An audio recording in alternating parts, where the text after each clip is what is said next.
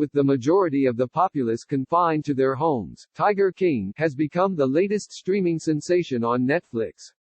Sports fans who have binged the documentary on the wild world of big cats in the U.S. caught a glimpse of former NBA star and Hall of Famer Shaquille O'Neal strolling through the Greater Wynwood Exotic Animal Park, owned by Joseph Maldonado Passage, a.k.a. Joe Exotic, and the main figure of the series. Shout out Exotic Joe, O'Neal says during the opening episode of the documentary.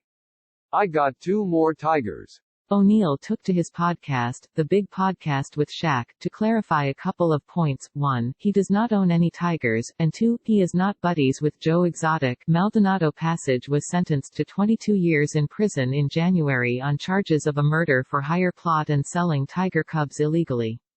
It's a beautiful place, and the character that was there was Exotic Joe, O'Neal said. We're there and I dropped some donations for the tigers' foods and all that. We take pictures with the tigers. We went back a couple times. Then we go back another time and we found out that he's involved with all the illegal stuff, and then, actually, I stopped going. But I had no idea all that stuff was going on. O'Neal said he first came across the zoo, the rural Oklahoma ranch that housed the Tigers, during a bus trip between games against the Dallas Mavericks and the Oklahoma City Thunder.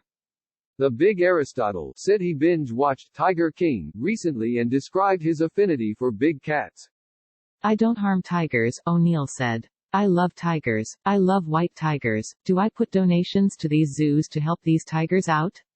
I do it all the time. Do I own tigers personally at my house? No, but I love tigers. Listen, people are going to make their own opinions, but again, I was just a visitor. I met this guy, not my friend. Don't know him, never had any business dealings with him, and I had no idea any of that stuff was going on.